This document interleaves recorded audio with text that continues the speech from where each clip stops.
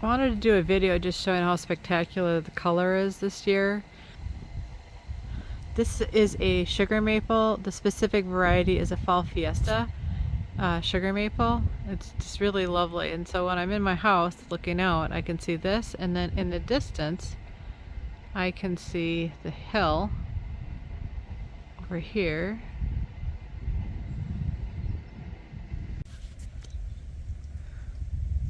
This is another shot of my sugar maple. This is a Fall Fiesta sugar maple. This is where you get the orange colors, and if I get up under the canopy, I'll do another shot. You can see the different yellows and stuff also. It's morning time here, so the sun's shining actually directly on the tree right now. It gives the most beautiful array of colors.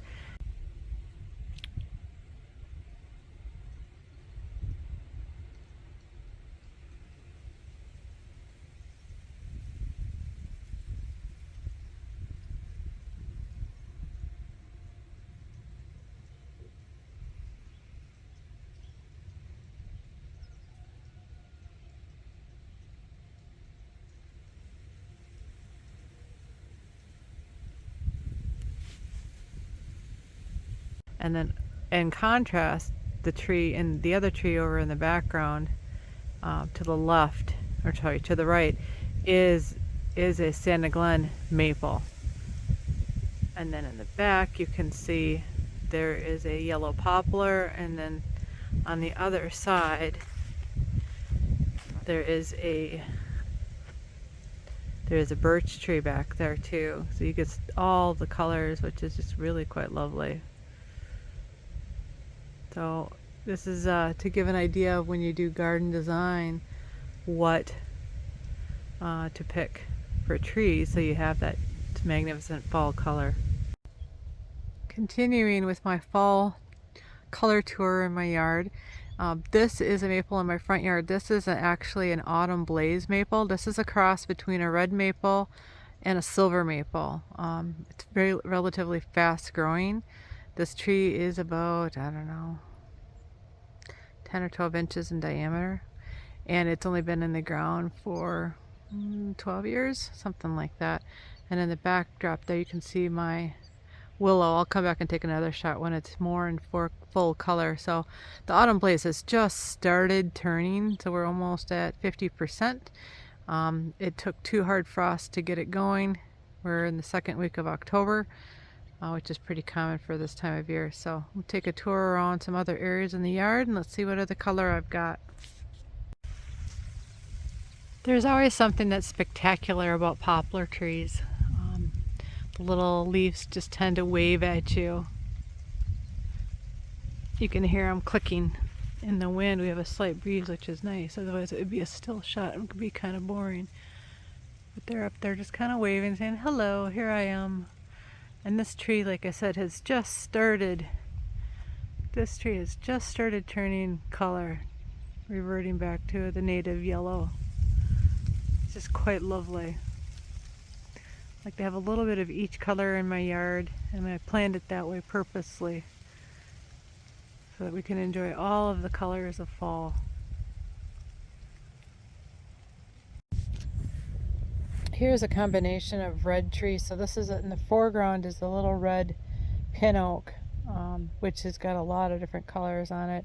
It starts out kind of red and orange like that, and it'll turn brown and kind of ugly in the end, but it will hold its leaves almost through winter and doesn't drop until spring. But the early phases, you can see the color is just beautiful. And luckily I got some sun shining right now and it's just magnificent. The other tree that I have, or shrub slash tree, is this purple smoke bush, which has an orangey purpley look to it. The leaves are kind of burgundy throughout the year, and then when it flowers, the little poofs on it look like smoke. I'll have to look and see if I've got some photos of that. Let's go and take a little closer look with the sun coming through here. You can see the leaf. It's got a little bit more of that orange, but it still has a little of that purple burgundy color as well. Both magnificent specimens to add to your landscape for some fall color.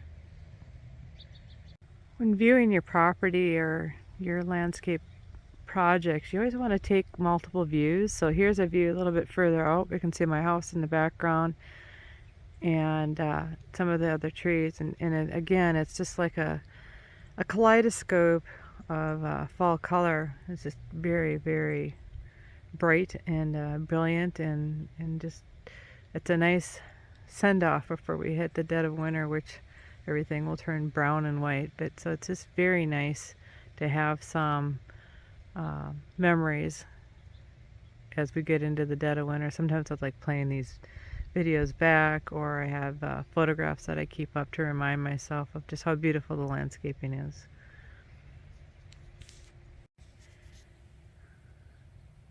I would be remiss not to mention the beauty of the high bush cranberries. It's just starting to turn, and some of them are a little bit more burgundy in color, but you can see the red berries on there. You can hear the blue jay in the background too. He's yelling at me for being out here, but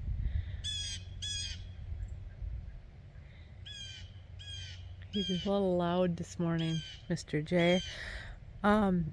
So anyway, you can see the berries are beautiful too. The birds won't eat these until spring. They have to freeze to make them palatable. But we've had cedar waxwings come in the spring and just simply clear out the bushes, which is fun to see them come in too. Again, very lovely. Really a nice shrub. It's pretty high. It's probably 20 feet tall. I planted this. Planted this back about 11 years ago. And I planted it from, I got the little 1 inch or 1 foot cuttings from saplings. I'm sorry, I got 1 foot saplings from the extension center, but you can see it's just really, really lovely.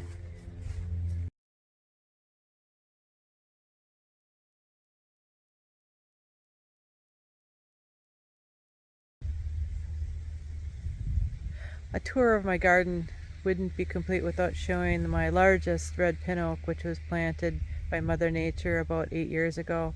There was a tree line up on top of the field, and it washed in the spring and settled in my yard in a perfect location. Sometimes Mother Nature gifts you that, or you get these volunteers that are just spectacular. But let's get a little closer look at the leaves on this one. This one is probably about 15 feet tall right now. I refer to this one as the Bryson tree because it was the same age as my grandson, my youngest grandson at this time of this recording. It's really quite nice, this whole, it just goes really well on this landscape. If I can show a different angle here so everybody can kind of see how nice that looks. It's just quite beautiful. And the prince of autumn, of course, for fall color is definitely the burning bush, which is a brilliant red / pink. Think of a pink color. This is a little one, so it's a very immature one, but it's quite lovely nonetheless. Take a little bit closer look at the leaf on that one. Again, so when you're planting and you're planning your gardens, you want to think about fall color as well. Another color way to get red, or that burgundy color in the fall, is through lilacs. This particular one is my Korean lilac. I have 2 of them here. This is in my front entry. They need to be pruned, but nonetheless, they have some nice burgundy color too.